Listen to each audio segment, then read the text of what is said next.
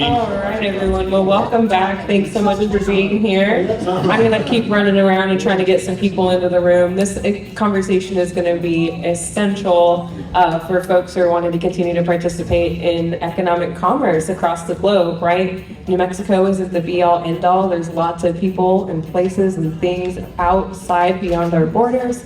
And that's why we want to talk a little bit about international trade and expansion and the global mindset that it takes to do business internationally.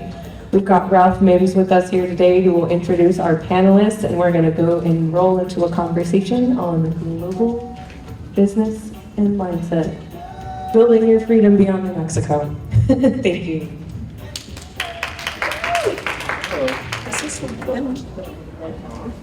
Hello guys, everybody. We have to get more people in this room because this is very vital of what's going on in the United States. Thinking global, thinking outside the box, just thinking about opportunities outside the United States of America. I tell black people all the time, we need to think global. We need to think outside the United States. We need to think outside the borders of New Mexico. This way we can take advantage. Every other race is taking advantage in the Caribbean and Africa except black people, right? So we need to be at the table. We need to be doing business in Africa, the Caribbean, South America, Central America, wherever we are located as black people here. So, quick about myself, 2 minutes. You could gong me if I go too long, okay? My name is R.Mims. I'm originally from the Bronx, New York, grew up in New York City. My family's been in real estate since 1970. We're investors, we buy real estate. Also, I'm an economic development consultant. I'm doing work right now in real communities. Also, I'm doing work in the Caribbean. My family's from the beautiful country of Antigua and Barbuda, where the beach is only the beginning. That's our tagline. Also, my wife is from Jamaica. So we got some projects going on in Jamaica. Signed an NDA, I can't tell you what it is. I have to kill you if I tell you what it is. We also got some projects going on in Antigua and Barbuda, around trying to get a credit union going down there, waste energy. We're trying to get a developer to buy a hotel in Antigua. So we got a lot of stuff going on. We need to visit our black countries.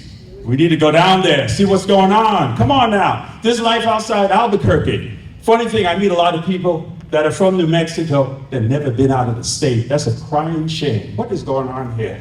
We need to expand our mindset. But I'm gonna go right into it. We have three distinguished guests right here, up here. So I'm gonna introduce you guys, okay? First one, in the middle, is Michael Scarlett. He's with GMS Risk Management Consultant, LLC. You already know me, R.Mims, R.Mims World Group. That's my company in the Caribbean. Dexter Russell with Health and Wellness Federal Contractor. There you go.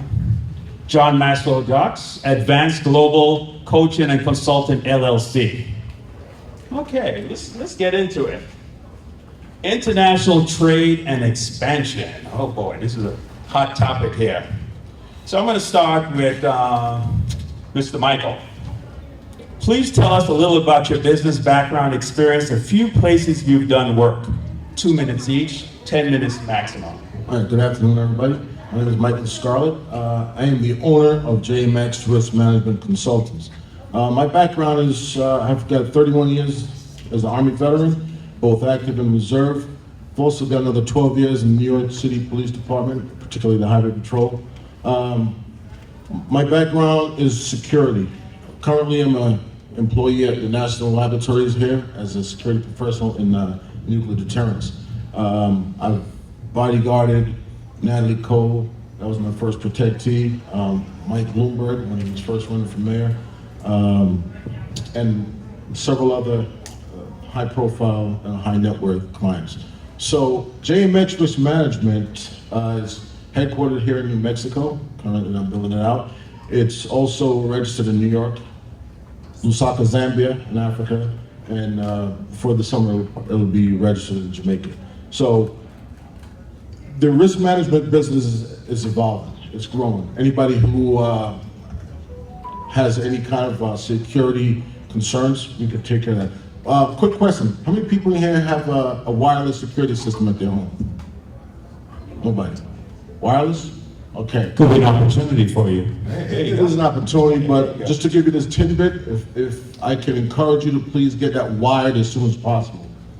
Wireless security systems can be jammed with jammers, and then you're completely vulnerable. And that same jammer will jam your cell phone signal, so God forbid you're in a situation where you need to call the police, you won't be able to. All right, thank you. Next question, John, please tell us a little about your business background, experience, a few places you've done work. 2 minutes each, 10-minute maximum. Thank you very much, Ralph. Can everybody hear me back there? Yes. Thank you. My name is John Maxwell, Jaques, and my organization is called Advanced Global Coaching and Consulting. I started my international business journey back in 1992. I worked with Jaques Corporation out in Asia. And Jaques Corporation is a company that makes the lottery machines, lottery systems that you use. And so my exposure to international business is long. Maybe I might be aging myself here, but we'll stop there for now. I started Advanced Global here in New Mexico for two primary reasons. Originally, I'm from St. Lucia. And so for me, the opportunity to give back to the country of my birth was significant. And then secondly, I have lived in New Mexico for about 27 years now. And so I also wanted to connect the values and the experience and exposure that I've had here in New Mexico with my people back home in the Caribbean. And so for the last 7 years, I've been traveling back and forth. It's been a rough life going to the Caribbean so often. Really looking at business opportunities. Yeah, really, yeah. I know. And I have to do this sacrifice because I think it's no, it's been quite a delight. But the key thing for me is to help folks recognize the similarities that we have within and among each other, not just as Black people, but as people of color throughout New Mexico and in the Caribbean as well. We have 44 million people in the Caribbean, and we have probably as much diversity in the Caribbean as we do here in New Mexico. Keep in mind we have 23 pueblos and tribes. So there are quite a variety of opportunities, both business and culture. My focus has been on technology and education, and that's my primary role right now. A little geographic lesson. My island, Antigua and Barbuda, is in the Eastern Caribbean. St. Lucia is in the Eastern Caribbean also. St. Lucia is south, like kind of south of Antigua and Barbuda. We share the same currency, Eastern Caribbean dollar, which is 1 American to 2.75 Eastern Caribbean. So if you're smart, I would retire down there. You know, sit on a beach, drink some rum, one love. Listen to some Bob Marley. Okay, Dexter, same question. Please tell us a little about your business background, experience, a few places you've done work. 2 minutes each, 10 minutes maximum. Hello, everyone. So my name is Dexter Russell. I'm a doctor of naturopathic medicine. I've been in New Mexico now. This is my 17th year, and if someone had told me that I would still be in New Mexico after all this time, I would say not possible. I'm originally from Kingston, Jamaica. I've had a lifelong background in health and wellness. You know, as a child, a young kid growing up in the Caribbean, we drank, if anything was wrong with us, we didn't have a pharmacy, so everything was in the backyard. And I didn't realize that I was being exposed or we were using herbal medicine. I just thought everyone did that until I left Jamaica, came to the United States, and realized, oh, there are pharmacies everywhere. If you need something in the middle of the night, you can go to the pharmacy. So with that background in mind, I got into natural health and healing. I'm a veteran. I was in the U.S. Air Force as environmental health and medicine. So no matter how hard I tried to stray away from healthcare, I'm always drawn back. So back in early 2000, around 2003, I started a vitamin and nutraceutical company in Florida where we were making ethnic-specific nutritional supplements. That was a game changer because no one had heard of that. And because of that, I attended trade shows all over the US, and I made connections with the Middle East, Europe, and other parts of the Caribbean. So this forum, I was very pleased when the invitation was extended for me to participate here because there's so much room, there's so many opportunities available. And I really would love to see people, not only from New Mexico, but from the Black communities all across the country, take advantage of the opportunities that are there. There's everything you can think of, it's needed outside the US. And I think we're missing. Those who are not participating, you're missing on something. And what's the wonderful thing, thanks a lot, Dexter. What's the wonderful about the Caribbean? Black majority country. You go into a bank, Black people. You go into a supermarket, Black people. You see them on the streets, Black people. That's when I go to Antigua, it's wonderful. When I come back to the US, I said, really? I'm back in the US, you're back to reality. So it's a wonderful environment. So you got Antigua, Barbuda, you got St. Lucia, Jamaica, New York, like me, New York. I grew up in New York City, and Jamaica, and you got Jamaica. As I told you, my wife is from Jamaica. So a lot of opportunities in these countries. Unbelievable. We are, as a people, not tapping into the opportunities. We need to change that diagram. Okay, I'm gonna mix it up a little. Dexter, we're gonna go to you first. What do you think the benefits are of a global mindset, thinking from a worldview, bird's eye view in business and entrepreneurship? 2 minutes each, 10-minute maximum. For me, a global perspective is all about numbers and scale. If you can scale a business globally, that you end up being the only thing you ever need to do. And I think what some people who have not really traveled or been outside the US, they have no clue, and I can understand them not having the perception of how American ideas, American concepts, technology is needed all over the globe, and Absolutely. welcome that. And you look at the small developing countries in the Caribbean and even larger countries in Africa, their infrastructure are either not developed or they are in disrepair. And so this creates opportunities for companies, especially, as Ralph just mentioned, we have Black leaderships in these countries, and they are open to doing business, but unless you approach them, unless they know what you do, then there's no, you're not gonna participate. And Ralph mentioned earlier, I can tell you, speaking in Jamaica, there's massive infrastructure Huge. going on by the Chinese, the Koreans, East Indies, East Russians. Indies. So they're seeing the opportunities in the Caribbean, and they're not Black. So there's a discrepancy there. You know something real quick, John, you're gonna be next on deck. I'm a baseball fan, so you'll be next on deck. So when I go to a country, it's the first place I go? I go into a real estate office. I look at the business opportunities there. I'm not just gonna sit on the beach and drink rum, which I like doing, but I look and see, because I have an economic development background, so I have to see what are the business opportunities in that country. Other races do it. Instead of just sitting on the beach, enjoying the sunset, we have to see what are the opportunities in those countries. And we need to take advantage of it. It's crucial, especially with this election coming up. That's another subject. Mr. John, what do you think the benefits are of a global mindset, thinking from a worldview, bird's eye view in business and entrepreneurship? 2 minutes each, 10-minute maximum. Well, let's start off with the obvious, right? Many of us use the internet, and the www, the first word in those 3 letters is what? Word, right? So we have to start with the fundamentals. It's at our fingertips, and that is the worldwide. And so the mindset starts with, what does the world look like? And the world ought to extend beyond my borders, beyond my neighborhood. We can start off with a Google search and identifying what are similarities in businesses that are available in different countries.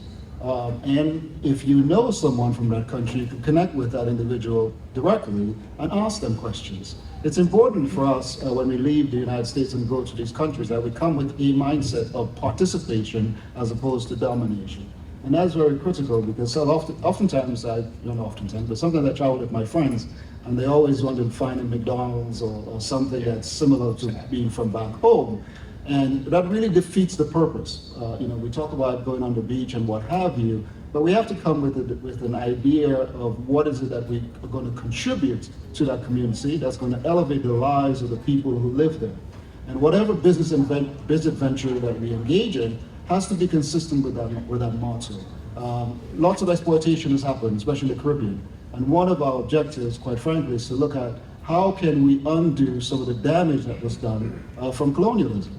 A number of the roads that were carved out for the purpose of transporting goods that were necessary for the colonialists to the ships. And so the arteries of the road systems in the countries are malfunctioned, right? So when you have landslides and other natural catastrophes, people are basically cut off. We had a situation not just in Barbuda, but in island of Dominica, where an entire community was cut off post-hurricane. Those are the types of mindset, and those are the kinds of engagements that I'm hoping that we can see going forward. So it's not so much just let's do the typical tourism type of thing, but really look at ventures that's going to improve the way of life of the people there, and that will provide sustainable business development and growth opportunities for the young people who are coming up. Fantastic. Michael, what do you think the benefits of a global mindset, thinking from a world view, bird's eye view in business, entrepreneurship, 2 minute each, 10-minute maximum? It's kind of challenging to, coming by these two heavy hitters here, but as they said, opportunities. Probably a lot of people in this room don't even realize that Albuquerque is a sister city with many other cities around the world. Zambia, for instance, I think Israel, Mexico City, and a few more I don't even know off the top of my head. So those opportunities there, you take advantage of. How can, as Max said, how can I get my company into this country, and how can my company make meaning? Yep, you're there for a profit, but how does your company make meaning? Mike, what do you mean by that? Well, how does your company and the business that you're trying to do, how will it then benefit, as Max said, the community? How can you then grow that out? Because there are countries out there that, like you said, China's seen those opportunities. They're knee deep in Africa, and they're bringing their goods. And you said, well, hey, we've got to stop thinking in a more of a siloed and compartmentalized way of thinking, and think to expand and get those opportunities. One of the reasons why I registered my company in Zambia is because I saw an opportunity for a government contract there, a U.S. government contract, and they wanted a U.S. company to do the contract, but they wanted local guards. How can I leverage my company to be a part of that?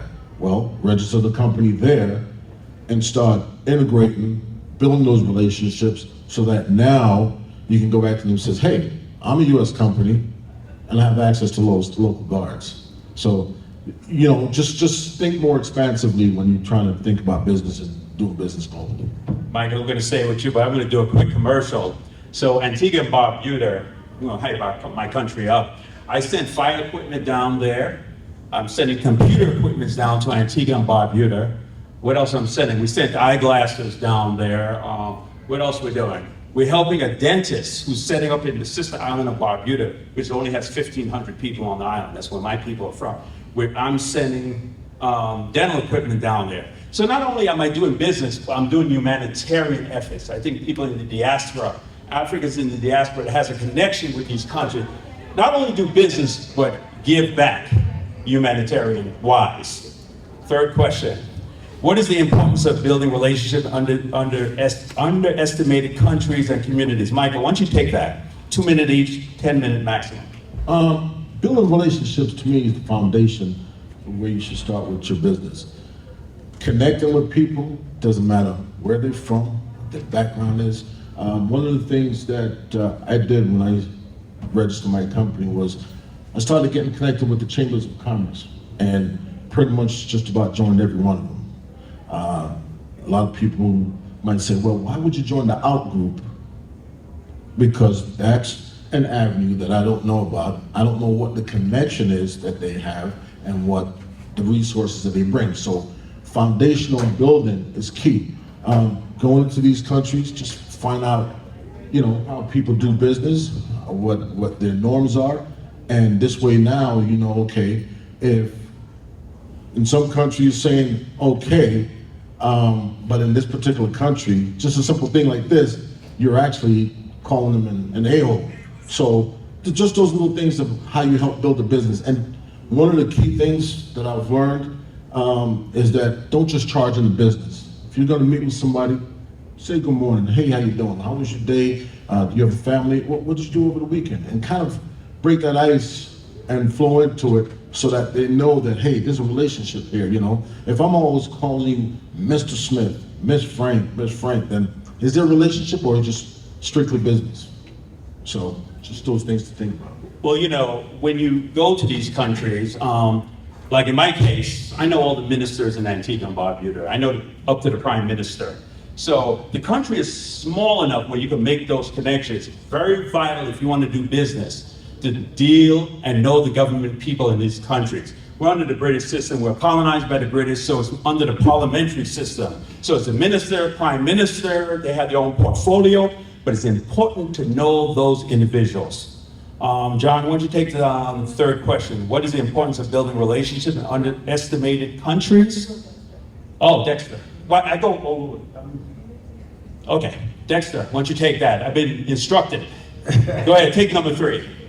Well, Michael just mentioned Chambers of Commerce. In October 2022, I was in Thailand and in Singapore exploring an emerging field in healthcare. It's called medical tourism. And while I was in Singapore, someone said, there is a U.S. Chamber of Commerce here. And I said, no. So I was invited to an event at the Chamber of Commerce. Surprisingly, I got there and I met some people and they said, do you know there is a Caribbean restaurant in town? And I said, really? It's called the Limehouse. The guy who runs it is from Trinidad and Tobago. So we're talking about relationship. I went to Asia for one reason, and I ended up making connections in Vietnam and in Malaysia.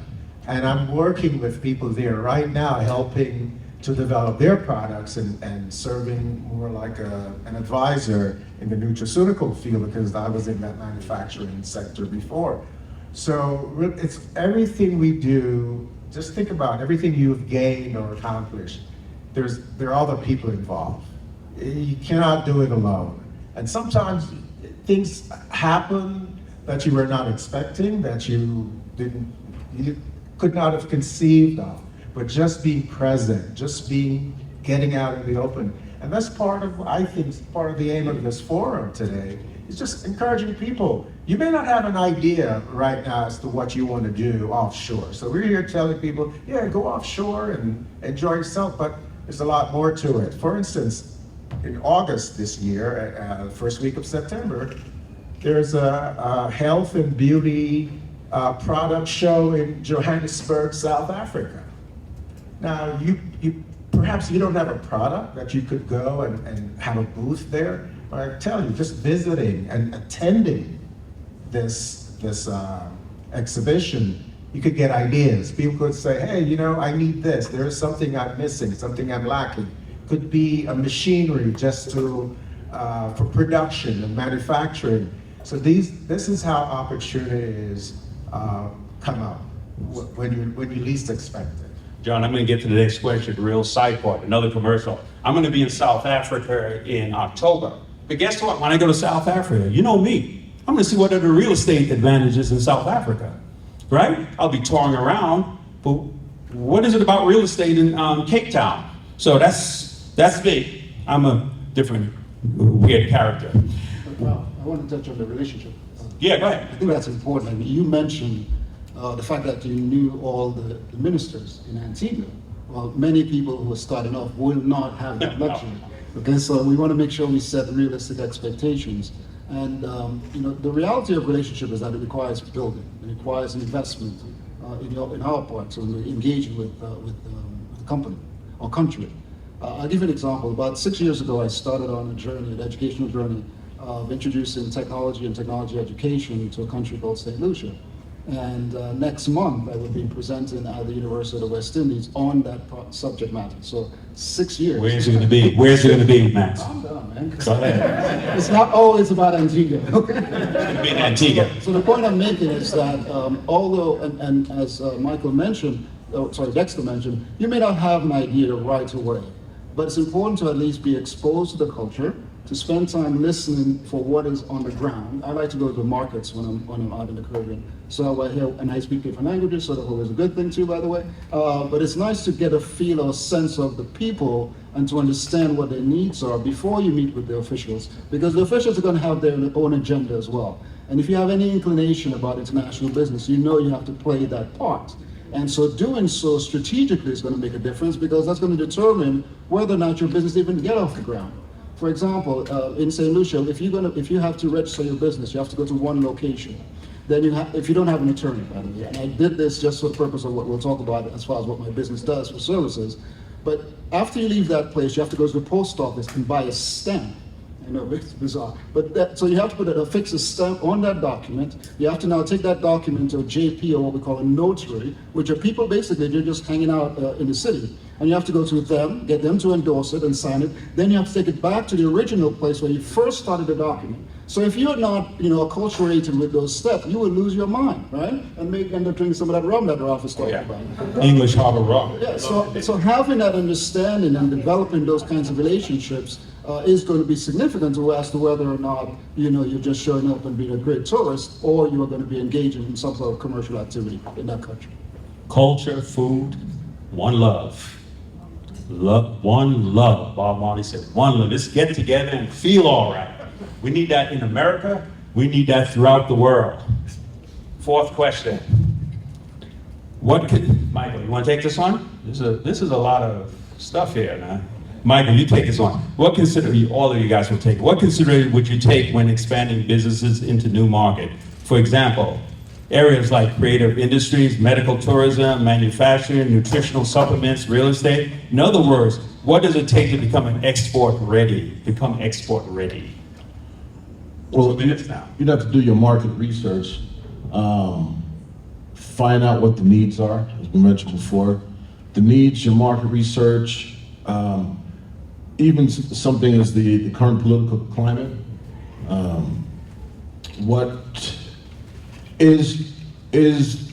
Will your business flourish there? Is there a need?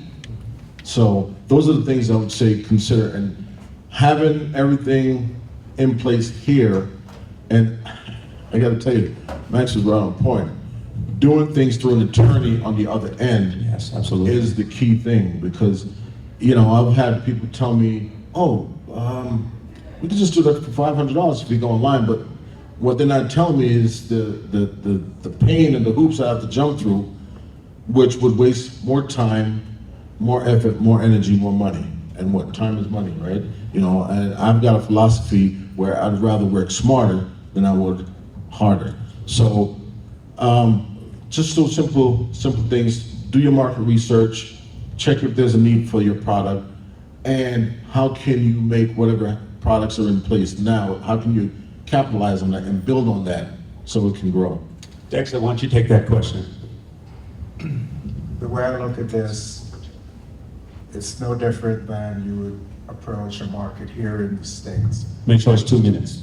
If you could find a problem, if you could solve a problem or identify a need that even the locals, if they don't see the need and you can go there and identify it, bring it to their attention, you could start a business just like that. A typical example, guy from LA was in Jamaica. They were traveling through the countryside, stopped at a local store to have a couple of drinks, and he noticed there wasn't any sign on the building. And because everyone in town knew the store existed and knew what they served, but then he said to the guy, do you have any paint? The guy said, yeah, I got some paint. They took a piece of wood, a piece of board, painted a sign, the name of the business, and hung it up. And he says, wow, I love that. Why did you do that? He says, a business without a sign is a sign of no business. Opportunities. And I mean, the guy, it just lit up. he was inspired. He just loved the fact that people driving by, they don't all live in this town, but they could see this guy, he's selling jerk chicken or whatever he was selling. And there's a sign advertising his product. So that's something as simple as that can make a difference in a person's life. And Dexter, perfect example. You won't know unless you travel and go there. There's so much opportunities in the Caribbean. John, take that last question. Well, I would say that's one of the reasons why you want to get out of the hotel for a bit, right? Because you'll never find that jerk chicken spot if you're in the hotel. Not that hotel food is well. No. I retract all of that. Find a local spot and go with someone local to do so. Well, with everything else, you start off with your typical approach to businesses, you're doing your SWOT analysis. Market research takes a different twist, however, when you're dealing in international, because you have to take into consideration the culture. Yes, we may be talking about going to a black-owned, a black-run country, etc., but we are culturally different, and we have to be okay with that. That's another thing that, as we talk about, anybody's welcome, by the way, but when we talk about black folks from the United States going to the Caribbean, or to Africa for that matter, we have to understand that we are culturally different. Okay, that's important. True. It's not a denigration or anything different other than that. They're the same way we talk about equality here in the United States. We should apply that same mindset when we're dealing with our brothers and sisters from Central America, our brothers and sisters from South America, our brothers and sisters from the Caribbean and Africa, etc. And that is to spend time learning and understanding their journey. Okay? Because their journey is very different from ours. Well, my journey is likewise, right? And so developing that understanding is very important as well. The other thing too I wanted to highlight is, and you mentioned this, when we go to a different country, and if you have intentions, even if it's just a fleeting idea to perhaps someday have a business there, register your business name.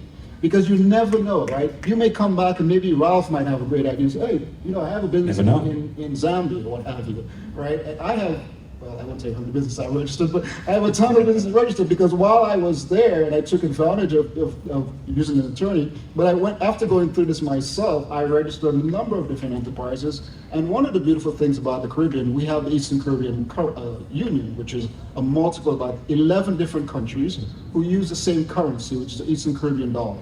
And that's pegged to United States dollars, so it's a 2.70 for every US dollar, which is very strong when you think about it, right? So when you think about consistency and you think about stability in business, that's the type of thing that you want to look for in addition to the types of governments.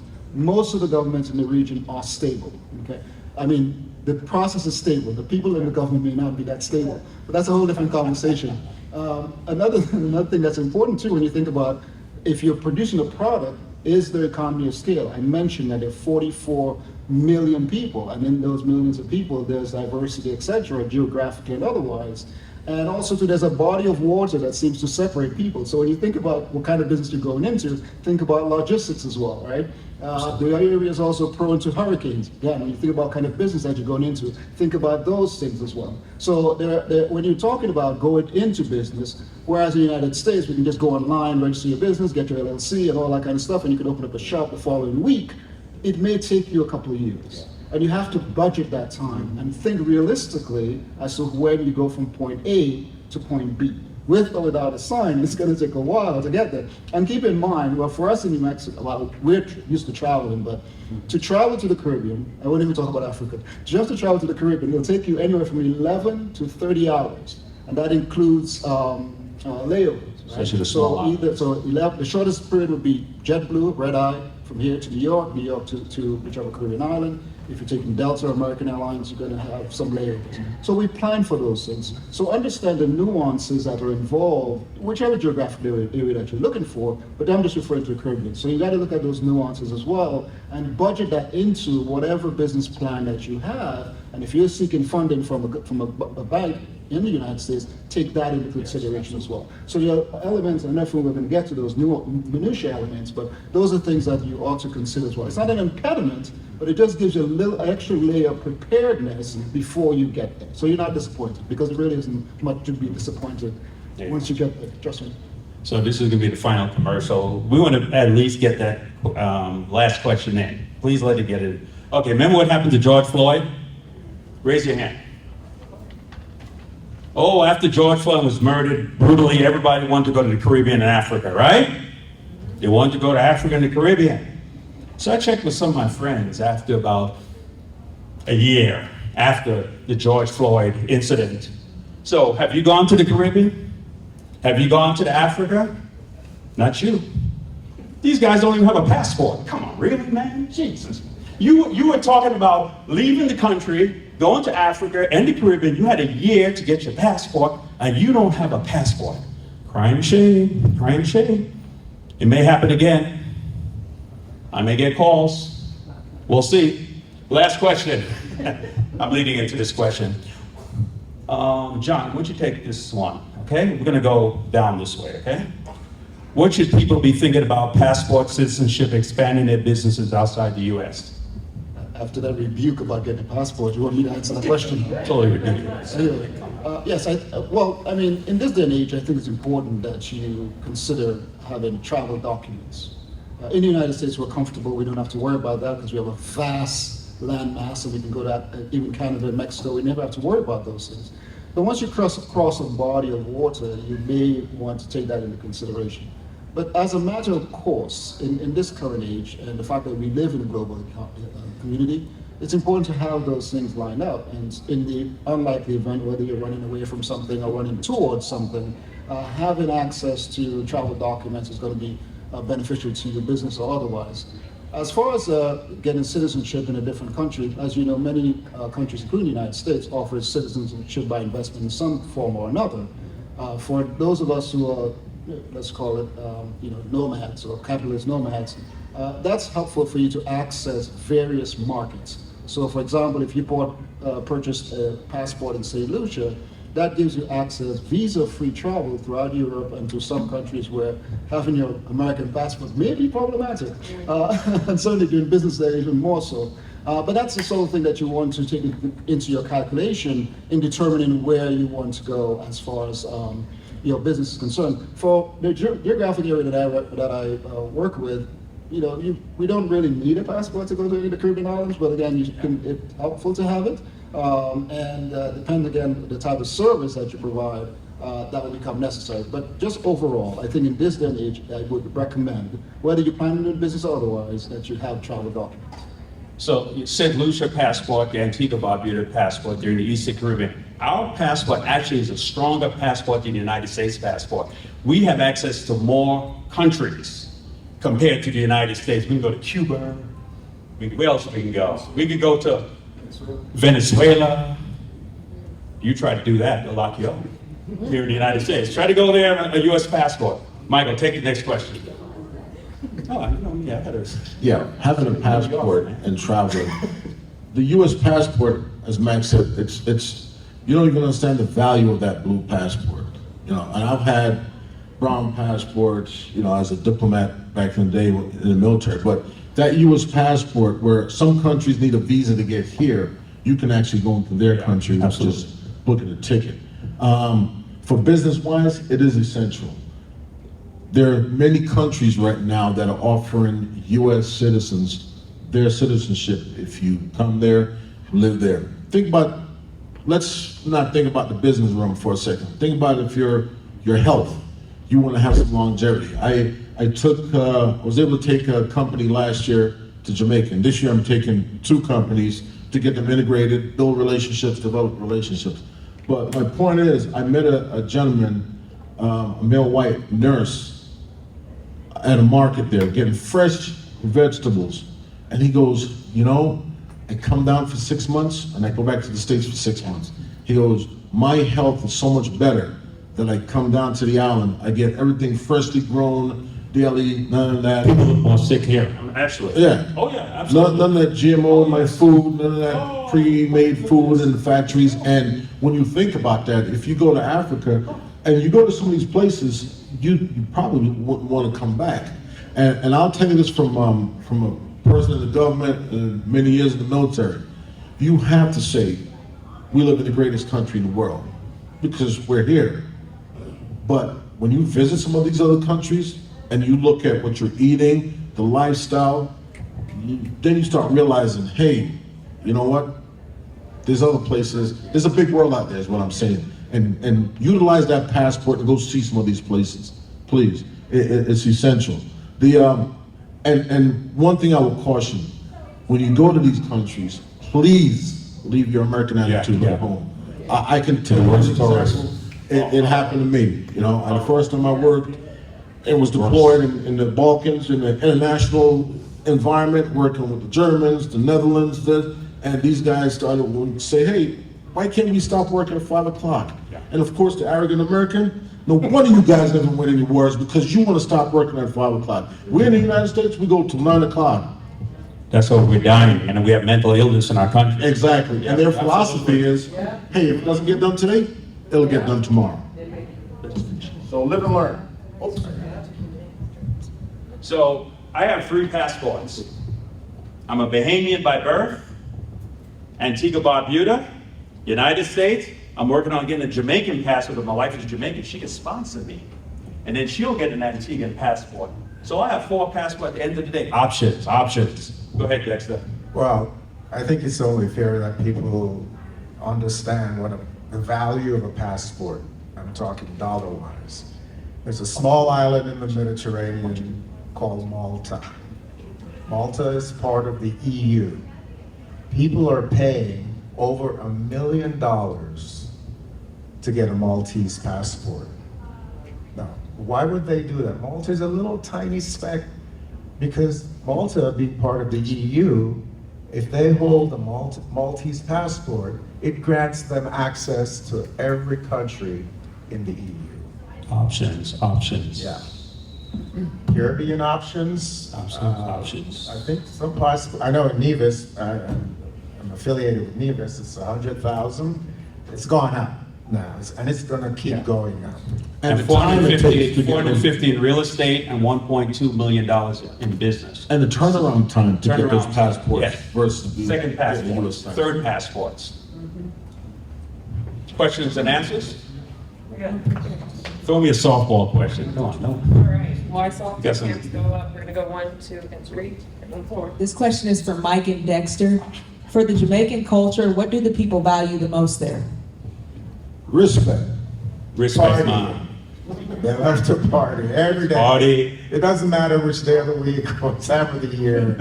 Wrong. And I think that's part of the, it helps them reduce stress. Yes, Yeah. of course. It's the vibe, you know, and when you go there, you realize it's just, you get into the vibe, because everything's irie, cool man, Cool you man. know. One love. It's just a vibe, you know. You don't have to get aggressive. It's just one love, and out of many, one people. Yeah, and you So- know, the U.S. had issued a travel advisory earlier this year, or late last year to Jamaica.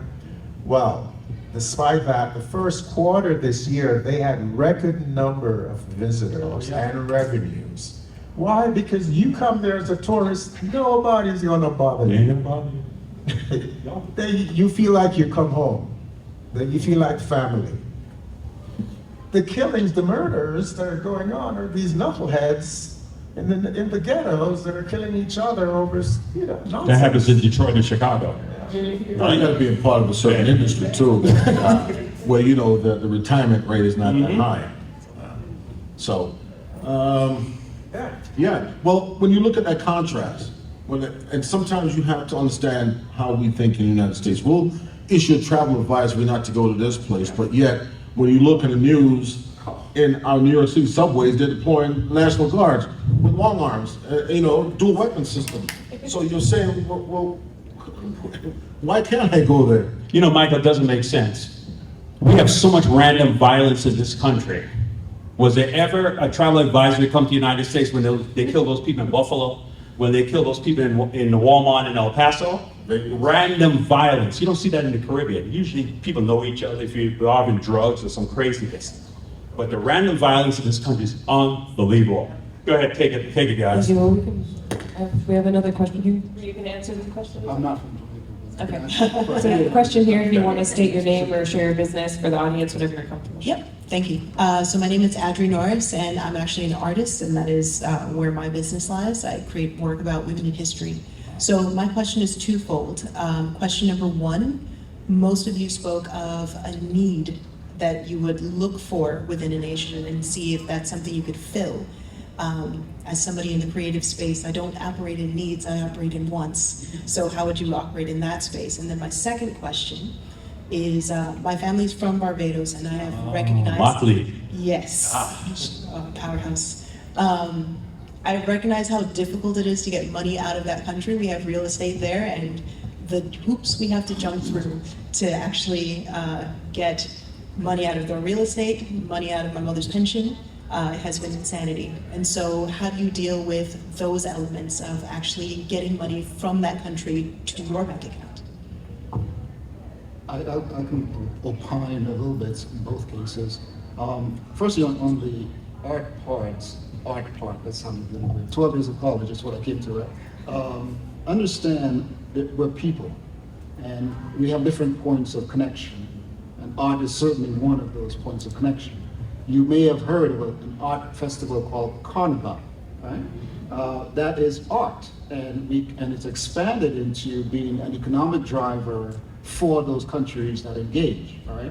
And so when we think about businesses, when we use that term in terms of basically for the purpose of this conversation, but there are other avenues by which we can engage, where we can both uplift our spiritual self and also have opportunity for revenue generation as well, right? So that's something that we want to make sure that we highlight that as not a slight or a less than or a separate category. It can be all encompassing when we look at it from a holistic perspective.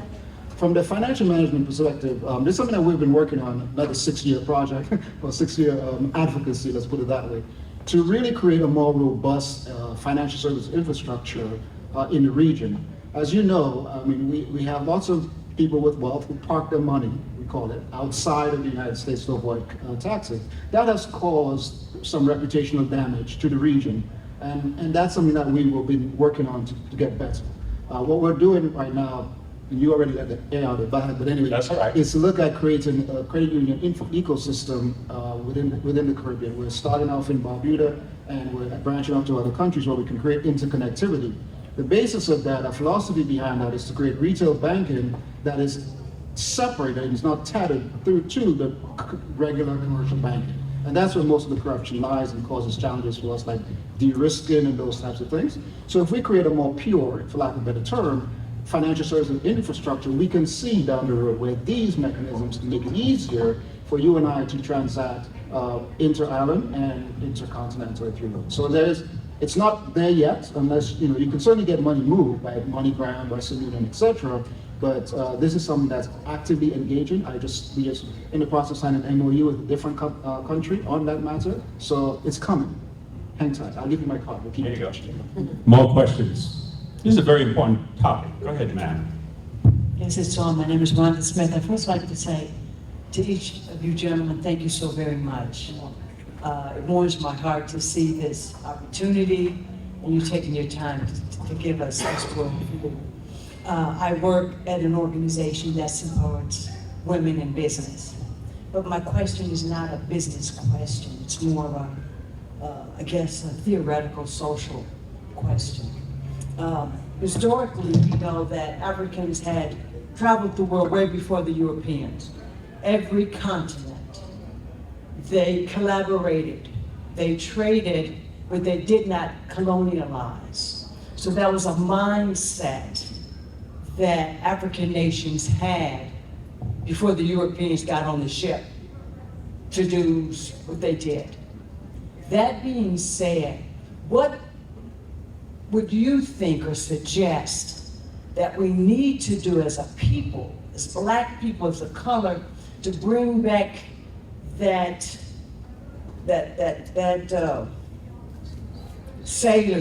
back the spirit that we once had, to go, young man, go, young woman, and to do that, because that's what we were, and that's what we can be again. But we got lost because we've been spread apart through the diaspora. So what would you suggest that we can do globally as a people to try to bring back who we were in this international trade way before the Europeans did it? Please respond. Great question. Thank you. Great question. You know, I think that's not only a very good question, but a heavy one. You know, I know there are international meetings, international conventions. Just based on my family background, I think bringing people together, people of color, perhaps not only the opportunities that we were discussing earlier, but this interchange, whether it's social, organizational interchange, where people actually go and get out of their comfort zone, get out of their geographic area, and go spend time someplace else that you've probably never been before. See, once that understanding and that bridge is made, and it could even be sporting organizations, sporting events, the only way that's going to happen, you're trying to reconstitute something that happened thousands of years ago. We're in a different age. So we have the internet, we have ways of connecting. So take advantage of the technology that exists today. I think the most important is mentorship. These forums are good, but we have to reach the young people. Some of our old people are lost. Where you can't reach certain people when they get to a certain age. Or their mindset, but we need to reach the young people and tell them about what's going on internationally. We're going to do a program with UNM. We're looking at an MOU between UNM and the University of West Indies, student exchange, Antigua, and Albuquerque. These are the things that we need to do. Question? Time for one more question. Don't be shy now. Yeah, so my name is Makowiti, and I'm originally from Kenya. So when you talk international, that catches my attention. And amongst the things that you say that I agree with are relationships, because those are very important. The gentleman over there mentioned that there are cultural differences, but the way to appreciate them is to also recognize similarities. When I met that gentleman, the very first time we were talking over there, we found so many things in common that he experienced in Jamaica that I did in Kenya. And that was in 2 minutes of talking. And straight away we can see that we have so many similarities. And that's one way of probably getting to what you're talking about. You know, if we can find similarities, that helps us. I mean, we appreciate they're different cultural things, and we must respect all those. But I have found everywhere I've gone that you can usually be excused if you find a way to go to somebody and expose your similarities. They'll excuse the differences as well. Now, one thing that I didn't hear anybody mention here is that for business, the best way to maybe get into a country is to get a local partner. If you can find somebody within that country, they know a lot of the things you don't know. The research that you want to do, they can do that research. Of course, you have to do your due diligence and find the right kind of partner, because some people are opportunists. But there are people who will help you. There are people who want the same opportunities that you want. So look for local partners. And you can find those local partners even here, because there are lots of people here who are originally from there. And they are looking for those opportunities. So you find it. And then the next thing that I was going to talk about also is in this meeting here today, if we had people from other countries, for example, they would give you perspectives that you can never think about. I know you're thinking as an American or somebody else. Somebody who is from there is thinking different. He might see opportunities that you won't see. And business shouldn't be one way, it should be both ways. In fact, that's how I came to this country. Because prior to me coming here, I worked for an organization that brought in students from America, hundreds of them, for years, until finally I'm the one who asked, how is this only one way? How come you have an MOU that brings students from America, but not the other way around? And I was the first one ever that they sponsored to come here, and I'm sitting here. So this should be two-way, it shouldn't be one way.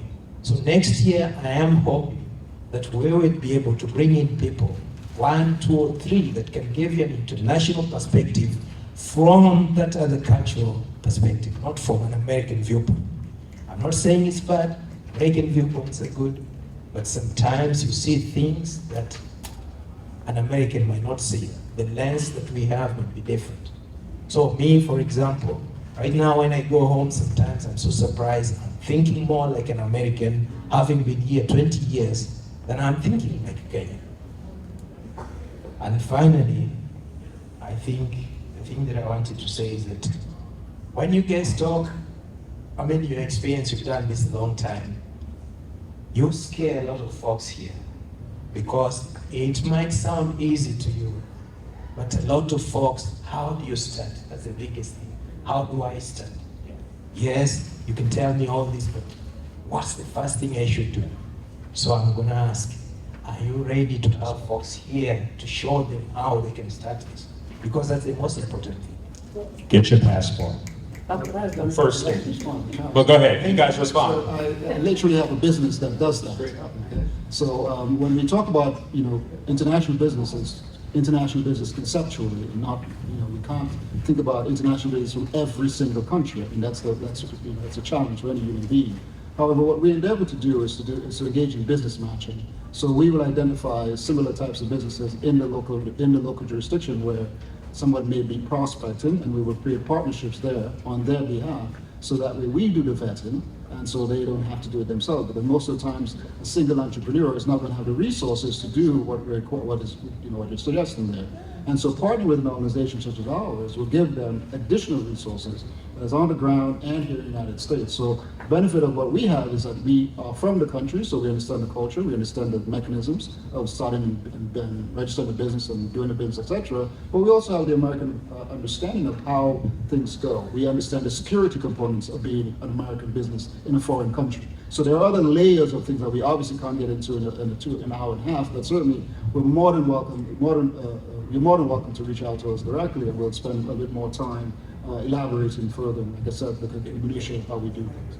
So it's a great question, thank you. And if you want to connect with someone or an entity in a foreign country, take advantage of the U.S. government. They have trade and commerce sections in their local embassies, and they can vet people that. So as you mentioned, you don't know who to trust. Well, take advantage of your tax dollars that's paying for these people to represent the United States in these foreign countries. And Dexter, 3 things. I say passport, passport, passport. Know your embassy. Know the consulate. Consulates are usually in New York City. Embassies are usually in Miami, Washington, D.C. Know those individuals. They're a wealth of information. Thank you, gentlemen, for your time. I'm going to transition us into our next piece. It's actually a great segue. So we're going to bring up and have some remarks from the International Trade Administration. So if you really don't know where to start, that's a great place to start. Before I bring Indy up, I'd like to say thank you so much, Mr. R.Mims, for facilitating this conversation. John, Michael, Dexter, thank you for joining us so much.